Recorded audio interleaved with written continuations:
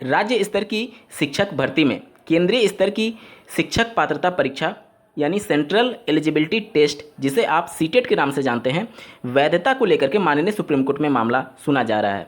कल लगभग 1.5 घंटे से ज़्यादा मामले की सुनवाई हुई और आज भी मामले की सुनवाई होगी। लगातार इस मामले को जब तक कि मैटर डिसाइड नहीं हो जाता है सुने जाने के लिए ऑनरेबल जस्टिस के द्वारा बोला गया है। तो ये केस बहुत महत्वपूर्ण है क्योंकि पूरे देश भर के सभी राज्यों के अभ्यर्थी इस पर नज़र बनाए हुए हैं, क्योंकि यहाँ से अगर सीटेट की पात्रता को माननीय सुप्रीम कोर्ट मानने से इनकार कर देती है राज्यों की भर्ती में, तो सीधे सा इसका मतलब ये हो जाएगा कि अगर कोई किसी भी राज्य में शिक्षक भर्ती आती है तो वहाँ पर सीटेट अलाउ ना हो करके सिर्फ राज्य की जो शिक्षक पात्रता परीक्षा है उसी के बेस पर अभ्यर्थी शिक्षक भर्ती प्रक्रिया में शामिल हो पाएंगे। ये मामला झारखंड से होते हुए सुप्रीम कोर्ट में पहुंचा हुआ है और आपको ज्ञात होगा बिहार में भी इसी प्रकार का सिमिलर मैटर था।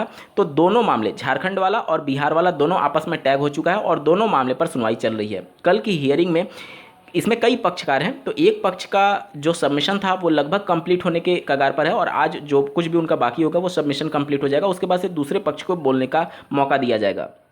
यहाँ पर दावा ये किया जा रहा है कि सेंट्रल एलिजिबिलिटी टेस्ट जो है वो चूँकि सेंट्रल लेवल पर एग्जामिनेशन लिया जाता है और प्रत्येक राज्यों की स्थितियां अलग हैं, उसके हिसाब से क्या ज़रूरतें हैं, उस राज्य के हिसाब से उस शिक्षक में किस चीज़ की आवश्यकता है और उसको कैसे एग्जामिन किया जाए, ये राज्य के ऊपर डिपेंड करेगा और राज्य सरकार ही इसे बेहतर ढंग से एग्जामिन कर सकती है। कहने का मतलब कि आप राज्य स्तर पर छोड़ दीजिए कि राज्य को ही एग्जामिन करने का मौका दिया जाए कि वहाँ की शिक्षक भर्ती में टीचर की रिक्वायरमेंट कैसी है और किस हिसाब से वो टीचर ट्रेंड है उसकी जांच की जाए। और इन्हीं सभी बातों को लेकर के सुप्रीम कोर्ट में मामला गया हुआ है।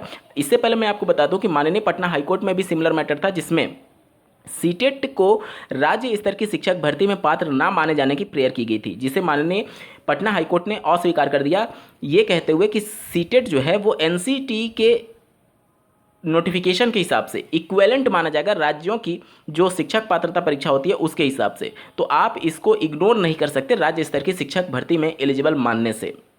हालांकि किसी और ग्राउंड को लेकर के अभ्यर्थी फिर से माननीय सुप्रीम कोर्ट में पहुंचे हुए हैं और अगर आप देखेंगे तो जो बिहार का शिक्षा सेवा नियमावली है उसमें डिफाइन जो किया गया है कि जो विद्यालय जिस भी अधिकार क्षेत्र में होगा उनकी जिम्मेदारी होगी शिक्षक पात्रता परीक्षा कंडक्ट कराने के संदर्भ में। तो वहाँ पर जब परिभाषा डिफाइन किया गया है तो अगर राज्य के अधीन कोई विद्यालय है, जैसे राज्य स्तरीय विद्यालय है, तो उसके लिए राज्य सरकार ही एप्रोप्रिएट गवर्नमेंट होगी और उनके द्वारा ही एक तरीके से शिक्षक पात्रता परीक्षा का आयोजन किया जाना चाहिए। और सेंट्रल लेवल की जो भर्ती होती है जैसे केवीएस का हो गया, तो वहाँ पर विद्यालय जो हैं वो केंद्र सरकार के अधीन है, तो वहाँ पर जो एप्रोप्रिएट गवर्नमेंट है वो केंद्र सरकार है और केंद्र सरकार के द्वारा ही वहाँ पर परीक्षा लिया जाना चाहिए, यानी सीटेट वहाँ पर वैलिड होना चाहिए।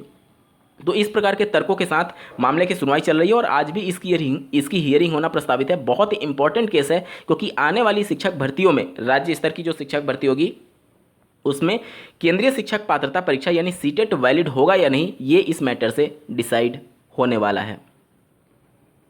इस चैनल को जरूर सब्सक्राइब करके रखिएगा। सीटेट के मामले में सुप्रीम कोर्ट के द्वारा जो भी वर्डिक्ट दिया जाएगा आपको सूचना उपलब्ध कराई जाएगी।